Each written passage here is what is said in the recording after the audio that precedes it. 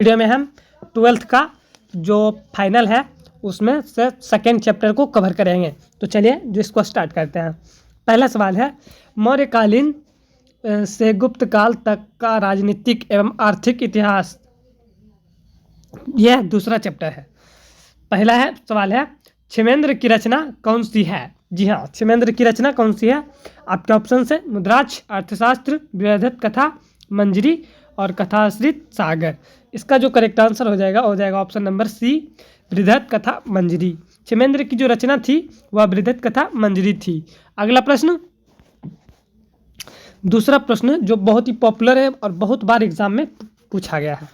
तो इसका जो है, इंडिका किसकी रचना है? इंडिका एक पुस्तक है। जो किसने लिखा है वह पूछ रहा है। चाणक्य की है, मेगास्थनीज का, हर्षवर्धन का, कालिदास का। आप सभी जानते हैं इसका correct answer option number B है। अगला प्रश्न, मेगास्थनीज ने लिखा था।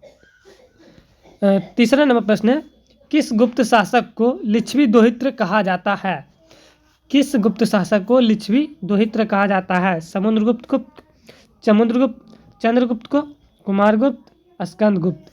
इसका जो करेक्ट आंसर हो जाएगा 3 का, वो हो जाएगा ऑप्शन नंबर ए, समुद्रगुप्त को लिच्छवी दोहित्र कहा जाता है। अगला प्रश्न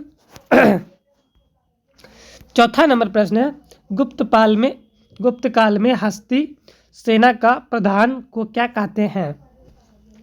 तो इसका जो 4 का करेक्ट आंसर हो जाएगा ऑप्शन नंबर सी हो जाएगा, महापीलुपति कहा जाता है। हस्ती सेना का प्रधान को क्या कहा जाता है गुप्त काल में? महापीलुपति। इसका करेक्ट आंसर सी हो जाएगा। अगला प्रश्न 5 नंबर प्रश्न है, निम्न में से महिला संत थी? मीरा, अंडाल, कराइल, इनमें से सभी। 5 का correct answer option number D, सभी है। जी हाँ, सभी यह महिला संत थी। छठा नंबर प्रश्न, धर्म की शुरुआत किसने की थी? धर्म की शुरुआत किसने की थी? चंद्रगुप्त मौर्य, चंद्रगुप्त विक्रमादित्य, शोक और कनिष्क। इसका जो करेक्ट आंसर हो जाएगा ऑप्शन नंबर सी हो जाएगा, अशोक ने करवाया था। अगला प्रश्न 7वां नंबर प्रश्न है फ्रेंड्स, समुद्रगुप्त की तुलना किस यूरोपीय शासक से की जाती है? Hitler, Napoleon, Bismarck, Mussolini. तो 7 का करेक्ट आंसर हो जाएगा ऑप्शन नंबर बी हो जाएगा, नेपोलियन से की जाती है। अगला प्रश्न, मौर्य वंश का संस्थापक कौन था? मौर्य वंश का संस्थापक कौन था? इसका जो करेक्ट आंसर है ऑप्शन नंबर ए हो जाएगा, चंद्रगुप्त मौर्य। अगला प्रश्न, ये सब बहुत इजी क्वेश्चन है दोस्तों, इसलिए इसका मैं ऑप्शन नहीं करवा रहा हूँ, डायरेक्ट आंसर बता दे रहा हूँ। 9 नंबर प्रश्न, चंद्रगुप्त की मृत्यु कहाँ हुई थी? यहाँ पर आप फंस सकते हैं, अगर अच्छे से पढ़ाओ तो नहीं फंसेंगे। तो चंद्रगुप्त की मृत्यु कहाँ हुई थी? तो आप सभी जानते हैं सरवन बेलगोला में हुई थी। अगला प्रश्न, चंद्रगुप्त मौर्य किस धर्म को मानने वाला था? चंद्रगुप्त मौर्य किस धर्म को मानने वाला था? आप सभी जानते हैं चंद्रगुप्त मौर्य किस धर्म को मानता था? जैन धर्म को मानता था। अगला प्रश्न 11 नंबर प्रश्न है, मौर्य वंश का अंतिम राजा कौन था? मौर्य वंश का अंतिम राजा कौन था? मौर्य वंश का अंतिम राजा बृहद्रथ था। अगला प्रश्न 12 नंबर प्रश्न है, मौर्यकालीन टकसाल का प्रधान कौन था? मौर्यकालीन का टकसाल प्रधान कौन था? तो 12 का correct answer option number C होगा, पन्याध्यक्ष। इसका राइट आंसर सी हो जाएगा। अगले प्रश्न की ओर चलते हैं। 13 नंबर प्रश्न है, मौर्य वंश की राजधानी कहाँ थी? विदिशा, दिल्ली, पाटलिपुत्रा, राजगीर। 13 का करेक्ट आंसर हो जाएगा option number C, Pataliputra. Maurya वंश की राजधानी पाटलिपुत्रा रही है। अगला प्रश्न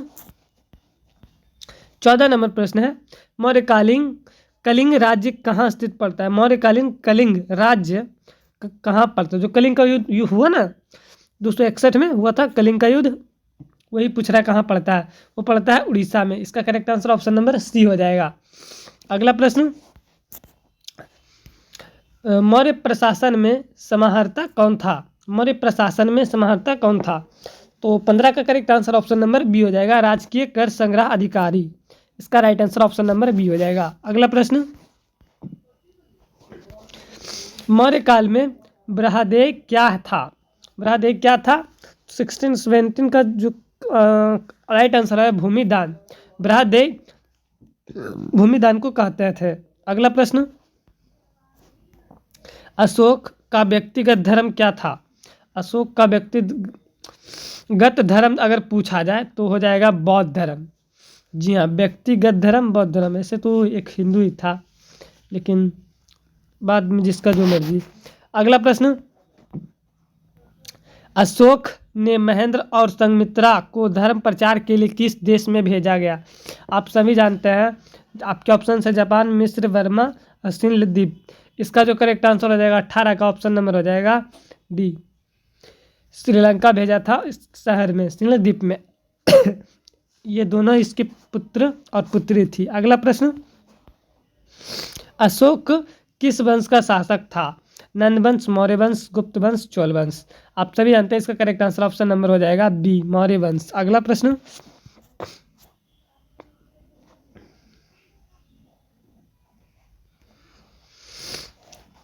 अशोक कौन से बौद्ध भिक्षुनी के प्रभाव में आकर बौद्ध धर्म का समर्थन बन गया? उपगुप्त, उपाली, राधा गुप्त, नागसेन। तो आप इसका करेक्ट आंसर हो जाएगा 20 का जो हो जाएगा उपगुप्त से प्रभावित हो गया था। किससे? उपगुप्त से। 21 नंबर प्रश्न करेंगे, राजगिरी की नगर वधु का नाम क्या था? माधवी, अम्बपाली, तिष्य रचिता और शालवती। 21 का right answer option number D हो जाएगा शालवती। अगला प्रश्न, किसने लिखा वास्तविक सुकर्म वह है जिसे प्रजा सुखी तथा प्रसन्न है? किसने लिखा? मेगास्थनी, चंद्रगुप्त, बिंदुसार और कौटिल्य। इसका जो करेक्ट आंसर हो जाएगा कौटिल्य। अगला प्रश्न, चंद्रगुप्त मौर्य के काल में कलिंग की राजधानी थी। जी हाँ, चंद्रगुप्त मौर्य के काल में कलिंग की राजधानी कहाँ थी? तो तोसली थी, उस समय तोसली थी। इसका करेक्ट आंसर सी हो जाएगा। अगला प्रश्न, 24 नंबर प्रश्न है, आर्यभट्ट का वासी कहाँ था? मालवा, कश्मीर, तक्षशिला, पटना। आर्यभट्ट का वासी कहाँ था, कहाँ का वासी था? 24 का करेक्ट आंसर ऑप्शन नंबर हो जाएगा डी, पटना का था।